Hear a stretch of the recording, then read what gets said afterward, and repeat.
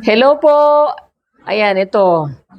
Nandito kami ngayon sa restaurant ng Lakay Ago sa La Union. Ito mga kapatid, nakasama ko. Yan, si Brad William, si Sis Adelpa. Hello po, kaway-kaway. Si Brad.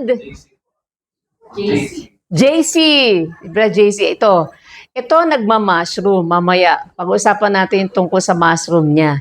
Ito, tingnan niyo yung venue. Ito, restaurant pala to, no? Ito yung kainan nila, oh. Tingnan niyo, oh.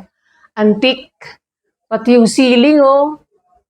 Oh, yan, antique talaga. Ito. Ito, tingnan niyo, ha? Kaway-kaway kayo. Tingnan niyo po. Ito. Ito yung table. Tingnan niyo, oh. Yan, yung table nila, oh. Antique din. Kapal, oh, no? Parang ano talaga siya? Puno na inano. Tapos ito, oh, ito mga display nila rito. Ito, ano ba ito? Di ba titetano dito? Yan, oh, mga bakal-bakal. Ito parang ano kandelero ba to? Kandelero, nalagyan ng kandila, ano? Bronze, mga bronze siya eh. Yan ang ginawa nilang design dito. Meron pa ritong araro. Ayan o, araro yan eh, di ba? Yung nilalagyan ng ano? Araro sa bukid oh. Yan o, iba yung konsepto ng restaurant na to. Ang pangalan, Lakay Ago. Ito, kahoy. Yan o. Ayan. Oh, parang ano siya. Ibang klase ah.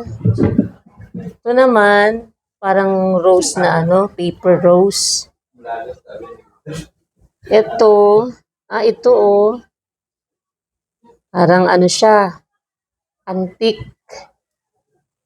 Antique na bronze na ano oh. Tinidepict niya yung bayanihan dito. Yan, yan. Ito naman, ano ba to? Ano ba to? Yan. Oh, tingnan oh, mga antique design talaga oh. Yan oh, lalagyan natin ito ng kandila. Ito rin oh. Lalagyan ng kandila. Yan oh, ito to. Yan oh, yan po. Kita nyo naman oh. Tapos ito pa oh. Sandali lang. Ito lang oh, ito oh. Yan oh. Sige. Okay. Wait lang, sandali lang. Sandali lang. Para maabot yung ano.